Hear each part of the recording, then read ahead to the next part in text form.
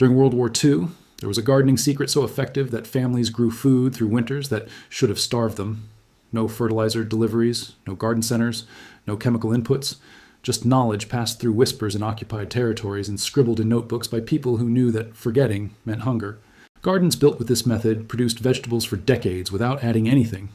Beds constructed during the war were still producing food in the 1990s. Families who learned this technique never bought fertilizer again. The secret wasn't expensive inputs, it wasn't rare materials, it was understanding how forests actually build soil. And for 80 years, this knowledge has been systematically forgotten. Not because it stopped working, because it threatened a fertilizer industry worth $200 billion annually, because you cannot sell nitrogen to people who don't need it, because you cannot charge monthly for fertility that comes from buried wood. Today, fertilizer companies don't want you to know this method exists, because if people realized that rotting logs beat synthetic chemicals, that buried wood defeats fertilizer bills, and that a garden built correctly never needs inputs again, their entire business model would collapse. But the truth can't stay buried forever. In this video, we're uncovering the complete science of hugelkultur, the German technique that Eastern European families used for centuries, the method that fed communities through 2 world wars, and the soil-building secret that still works better than anything you can buy. By the end, you'll understand why your great-grandmother's garden outproduced yours, and you'll know exactly how to build soil that fertilizes itself for 50 years. Walk into any old-growth forest, look at the ground beneath your feet. No one fertilizes forests, no one waters them, no one weeds them. Yet they've been growing for thousands of years, producing more biomass than any farm, building deeper soil than any agricultural system. The forest floor is covered with rotting wood, fallen logs, decomposing branches, buried trunks slowly breaking down over decades. This rotting wood is not waste. It is the engine that powers the entire ecosystem. As wood decomposes, it releases nutrients slowly. Nitrogen, phosphorus, potassium, all the elements plants need, released at exactly the rate plants can use them, not a sudden flood that washes away. A steady supply that lasts for decades.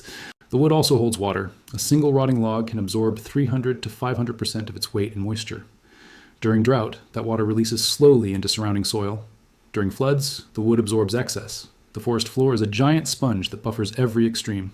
And the wood feeds soil biology. Fungi colonize rotting wood. Bacteria break it down. Insects tunnel through it. Worms process it. The decomposing log becomes a city of organisms that transform dead wood into living soil. Eastern European farmers watched this process for centuries. They asked a simple question. What if we buried wood in our gardens deliberately? What if we created forest floor conditions in our vegetable beds? The answer was hugelkultur, and it changed everything. Hugelkultur is a German word meaning mound culture or hill culture. The technique is simple. Dig a trench, fill it with logs and branches, cover with soil, plant on top. The buried wood decomposes over years to decades, feeding your plants and holding water the entire time. That's it. No complex formulas, no expensive inputs, no ongoing maintenance. Bury wood, grow food. The beds are typically raised into mounds because the volume of buried wood lifts the soil surface. A proper hugelkultur bed might rise 3 to 6 feet above ground level, then settle over years as the wood breaks down. The construction takes 1 day. The benefits last 50 years. Families in Germany, Austria, and Eastern Europe built these beds for centuries before the technique had a name. They didn't know the science. They knew the results. Gardens that never needed fertilizer. Beds that rarely needed water. Soil that got better every single year. During both world wars, when supply chains collapsed and fertilizer became unavailable, these families kept growing food. Their neighbors with conventional gardens watched crops fail. The hugelkultur gardens kept producing. The technique was passed from grandmother to granddaughter, from occupied village to refugee camp, from anyone who knew to anyone who would listen. And then industrial agriculture arrived, and the knowledge was almost lost. A buried log doesn't decompose overnight. Large hardwood logs take 30 to 50 years to fully break down. During that entire time, they are releasing nutrients into your soil, 50 years of fertilizer from 1 afternoon of work. The math is staggering. A cord of wood contains approximately 100 pounds of nitrogen, 15 pounds of phosphorus, and 80 pounds of potassium. These nutrients don't disappear when wood is buried. They're released slowly as decomposition proceeds. Year 1, the wood releases almost nothing. Bacteria and fungi are just colonizing. Your plants grow using nutrients in the soil you added on top. Years 2 through 5, decomposition accelerates. Nutrients begin flowing. Plants grow larger with less input. Years 5 through 15, the system hits peak performance.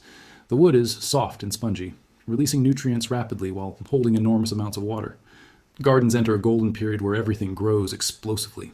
Years 15 through 30, larger logs continue decomposing. The bed has settled significantly. Nutrients keep flowing. The soil has transformed into something unrecognizable from what you started with. Years, 30 through 50, only the largest logs remain. They're releasing the last of their nutrients.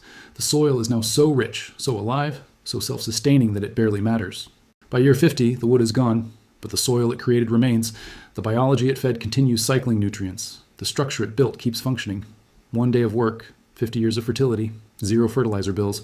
The fertilizer industry generates $200 billion annually selling products that last 1 season. Hugelkultur delivers fertility that lasts a lifetime. Now you understand why they needed this technique forgotten. Water is the limiting factor in most gardens. Too little and plants wilt. Too much and roots rot. The constant struggle to maintain moisture drives gardeners to irrigation systems, soaker hoses, and daily watering routines. Hugelkultur eliminates this struggle entirely. Buried wood acts as a massive underground sponge. A single cubic foot of rotting wood can hold 20 to 30 gallons of water. A full-sized hugelkultur bed might contain 100 cubic feet of wood. That's potentially 2,000 to 3,000 gallons of water storage beneath your plants. During rain, the wood absorbs excess moisture that would otherwise flood roots or wash away. During drought, that stored water wicks upward into the root zone, keeping plants alive when neighboring gardens die. Gardeners with mature hugelkultur beds report watering only during extreme drought. Some stop watering entirely after year 3. The underground reservoir handles everything. Eastern European families built these beds knowing that war might cut off water supplies. Wells might be contaminated. Municipal systems might fail. But buried wood would keep releasing moisture regardless of what happened above ground. The technique was survival insurance disguised as gardening. Modern irrigation systems cost thousands to install and hundreds annually to operate. They depend on water pressure, electricity, and infrastructure that can fail. Hugelkultur depends on physics. Wood holds water, gravity pulls it down. Capillary action pulls it up. No electricity required, no monthly bills, no system to break.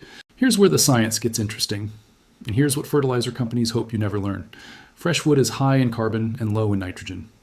When soil bacteria encounter fresh wood, they grab nitrogen from surrounding soil to help break it down. This is called nitrogen immobilization. It's why fresh wood chips can temporarily stunt plant growth. The fertilizer industry loves this fact. They use it to discourage wood-based growing. Wood steals nitrogen, they warn. You'll need to add more fertilizer to compensate. But hugelkultur builders discovered something the industry doesn't advertise. Nitrogen immobilization is temporary. Once bacteria finish their initial colonization, they die and release that nitrogen back. Then fungi arrive and begin the real decomposition. Fungi don't steal nitrogen. They share it through networks that connect to plant roots. By year 2 or 3, a hugelkultur bed has more available nitrogen than conventional soil. The initial theft becomes a long-term deposit. The bacteria that stole nitrogen created a biological banking system that pays interest for decades. Smart builders accelerate this process. They add nitrogen-rich materials when constructing beds, grass clippings, kitchen scraps, manure, coffee grounds. These materials feed the initial bacterial bloom, preventing any nitrogen competition with plants. By year 1, properly built hugelkultur beds grow normally. By year 3, they outproduce anything the fertilizer industry can create. The nitrogen problem was never a problem. It was a solution they didn't want you to understand. Not all wood is equal in hugelkultur. The species you bury determines how long benefits last and how well the system performs. Hardwoods are the gold standard: oak, maple, apple, cherry, beech. These dense woods decompose slowly, providing benefits for 30 to 50 years. Their tight grain holds more water. Their high carbon content feeds more biology. Softwoods work but decompose faster. Pine, spruce, fir, poplar.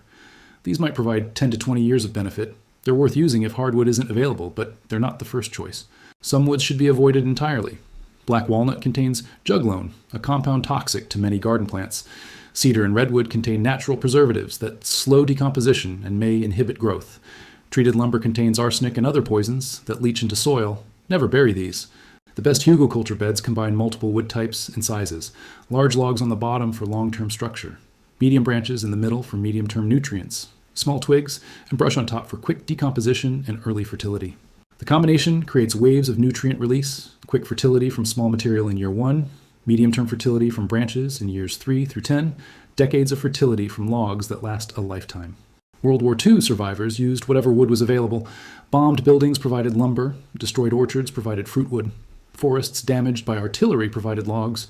They weren't picky because they couldn't be, and their gardens still outproduced conventional methods. If they could build productive beds from war debris, you can build them from whatever your property provides. Building a hugelkultur bed is physical work, but it's work you do once for benefits that last a lifetime. Start by selecting your location. Full sun is ideal for vegetables.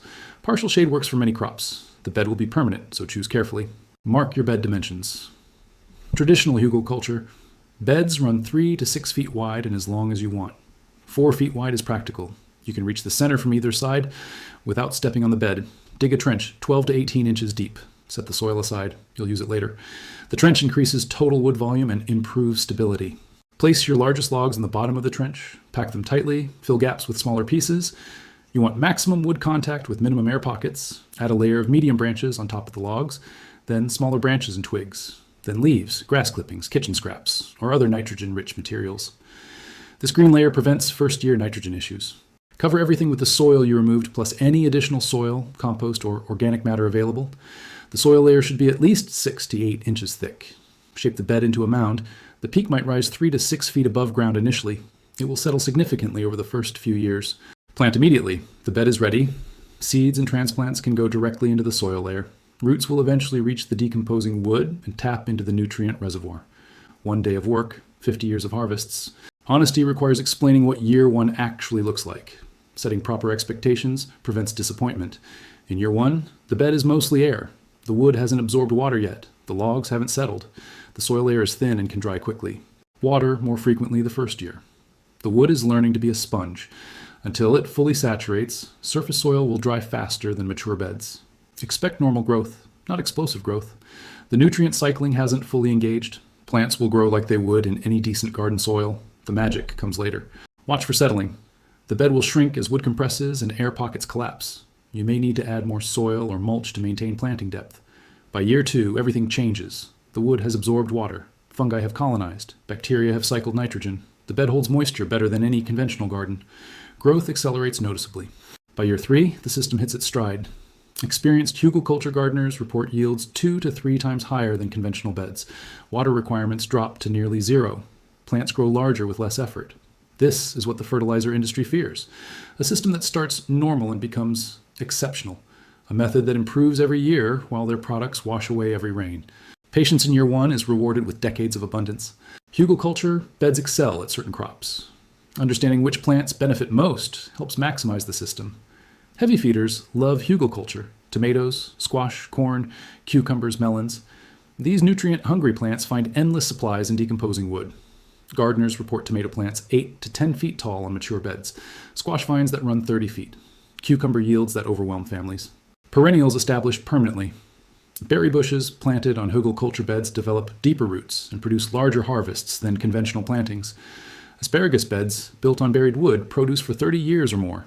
The long-term fertility matches long-term crops perfectly. Fruit trees thrive on hugelkultur principles. Trees planted over buried wood establish faster and produce sooner. The water reservoir protects young trees during drought stress. The nutrient supply eliminates fertilizer requirements permanently. Root vegetables grow large and clean: carrots, beets, parsnips, potatoes.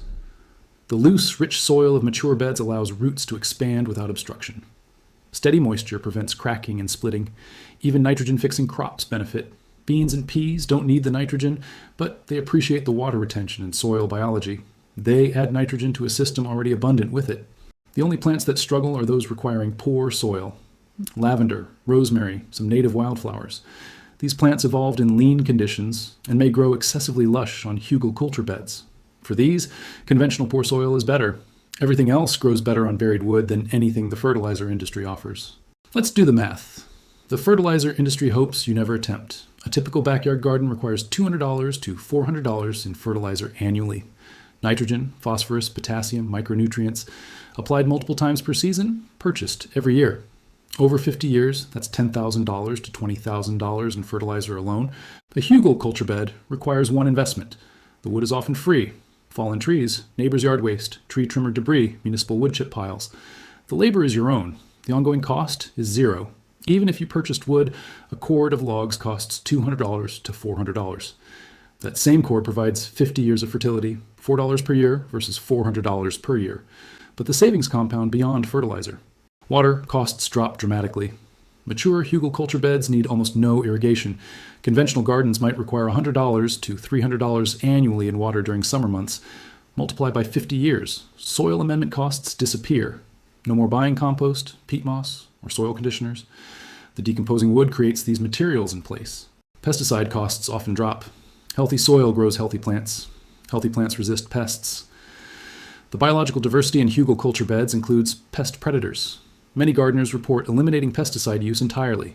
The 50-year economic advantage exceeds $30,000 for a typical backyard garden. The fertilizer industry generates $200 billion annually because people don't know this math exists. Every gardener who builds hugelkultur is a customer lost forever, not for one season, for a lifetime. These weren't just gardening techniques. They were survival strategies developed by people who would starve if they got it wrong. No garden center to visit, no fertilizer delivery to wait for, no backup system. Just buried wood, soil biology, and the knowledge to combine them correctly.